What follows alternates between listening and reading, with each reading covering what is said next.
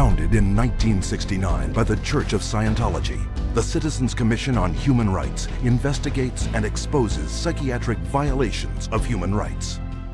From its international headquarters in Los Angeles, California, CCHR documents psychiatry's invasive and destructive practices and publishes its findings, making them available in some 15 languages. More than 12 million copies have been distributed to healthcare professionals, government officials, educators, and business leaders world over. The headquarters is also the site of the world-renowned exhibit, Psychiatry, an Industry of Death. Centered around 14 documentary films, this state-of-the-art exhibition presents the history of psychiatry, from its origins, where the mentally ill were caged like animals, to the present-day mass drugging of society as the cure for invented mental disorders.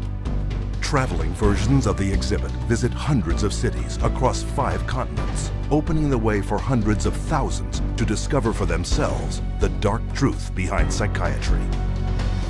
What is today a global human rights movement began more than 30 years ago with a fight for the freedom of one individual, Victor Ghiori, forcibly committed to a Pennsylvania psychiatric hospital. He was interviewed by a psychiatrist who said, "I can't understand a word this man is saying. He's incoherent, obviously a paranoid schizophrenic. Commit him," which they did.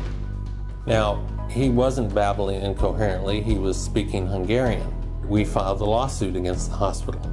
In the middle of the case, the doctor, who was the head of the hospital, stands up and he says, "We want nothing more to do with Victor Ghiori." The release of Victor Ghiori was the first of thousands of cases throughout the world, helped by CCHR. CCHR challenged involuntary commitment laws throughout the United States and internationally, and what we found was that people were being incarcerated without any legal rights. They had no right to an attorney. They could be drugged, shocked, lobotomized without their consent. Example, Australia, 1977, where CCHR exposed a psychiatric practice called deep sleep treatment. Patients were being knocked unconscious with a cocktail of barbiturates and other psychiatric drugs, and they were being subjected to electroshock treatment daily, sometimes twice daily, without their knowledge. Deep sleep treatment had led to 48 deaths. It was CCHR that investigated it, exposed it, and fought for over a decade until deep sleep treatment was banned. In South Africa, CCHR exposed psychiatric camps where mental patients were kept and brutalized and then farmed out as slave labor. In Italy, CCHR worked with legislators and the media, conducting raids on psychiatric hospitals, the conditions of which were barbaric, and CCHR got them shut down. In Japan, CCHR exposed the financial crimes of psychiatrists and hospitals that were defrauding the government and taxpayers.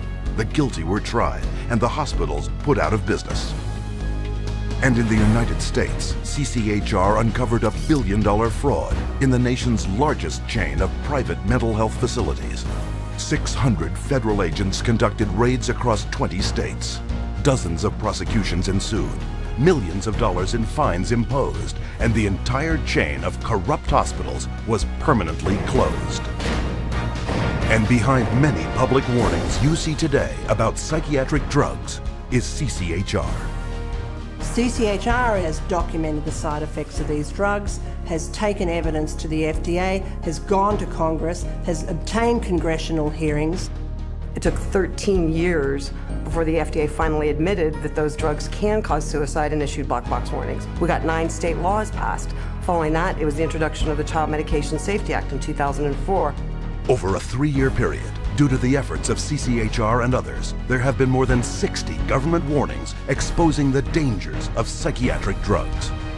People do have problems in life. Sometimes they can be very serious. But the last thing you want to do is hurt them, and that's what psychiatric treatment does. There are alternatives. There are treatments and methods that will actually help people without the violence of drugs and electroshock. And they're economical as well. And that is a threat to a vested interest that is making billions of dollars from psychiatric drugs every year. History has shown that virtually every workable treatment, every one that has been available for the seriously mentally disturbed, people who actually need help, has been suppressed or shut down by the vested interests of psychiatry and the pharmaceutical industry. The public's largely been getting their information from the industry that benefits on putting them on psychiatric drugs. It's an advertising campaign. It's not science, it's marketing. CCHR is causing things to change by being champions for a growing number of well-intentioned people who are risking their professional careers to speak up against the abuses of psychiatry. Having that support from a group like this has made a tremendous difference in what I feel personally that I've been able to accomplish. I think of CCHR as fellow soldiers. I'm unaware of any other organization that does the kind of work that CCHR does, particularly on the scope and the level that they do. CCHR has been very effective at moving the ball down the field.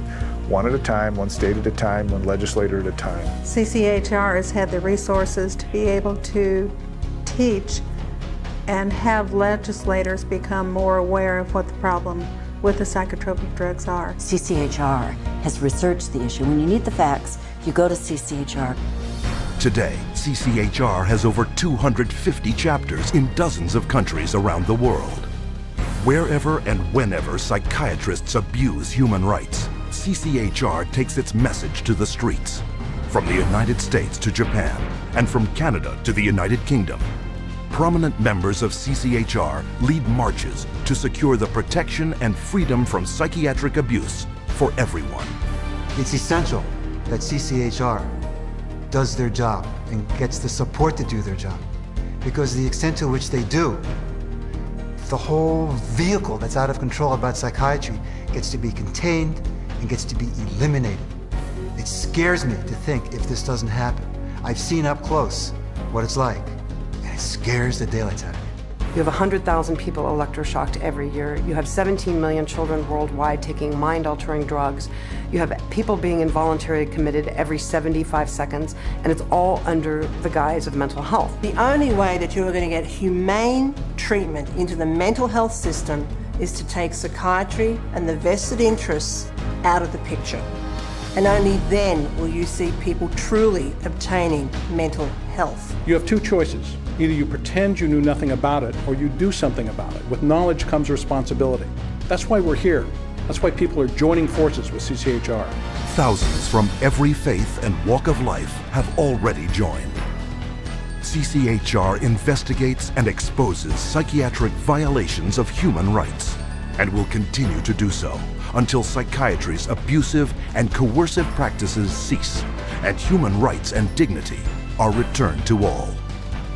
Your help is needed. Join us in the fight.